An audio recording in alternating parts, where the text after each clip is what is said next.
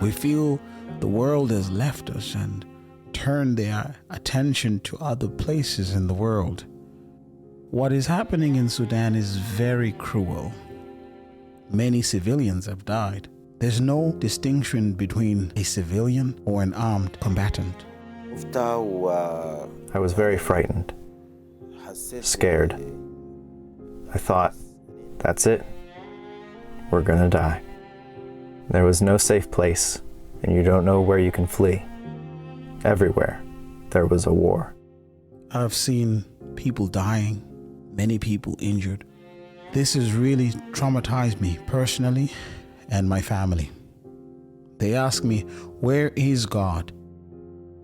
Some people who are internally displaced, I bring them back to my home because they don't have any place, even in the camps. People are living in mosques, in schools, in camps. Even some people are just living under a tree. Before, the Muslims were even afraid of being in a church.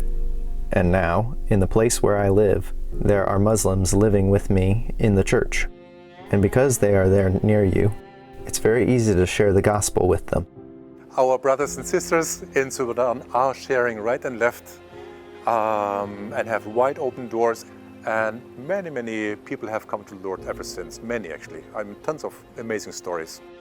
Well, we should not only spread the word of God during peace times, but we believe that we have to share the word of God even during the war, because we cannot just be with God when it is nice and good, and when there are hardships, we just quit. People used to work before. Now that has ceased. Economically, the situation is becoming dire.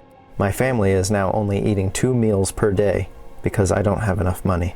From our side, we felt that in that situation we really need to have to step up, no matter what strategy was before and whether they were self-sustained or not, to come up and support them financially as good as we can.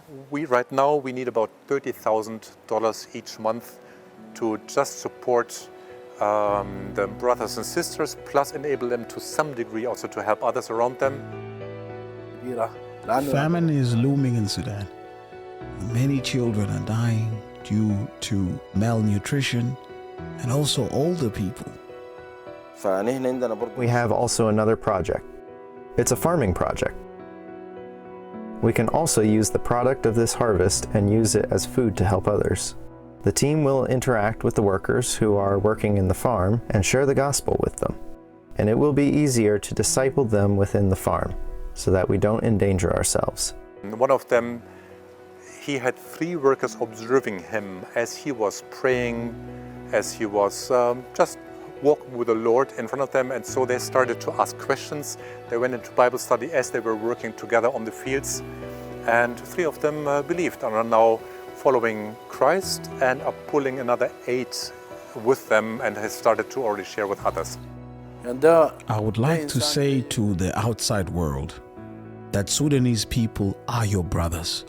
Pray for the teams, that God may give them heart and His spirit of motivation to overcome these hard times. Also, pray for a spirit of wisdom. The need is very huge. Help us as a team so that we can help other people and also reach other people with the gospel.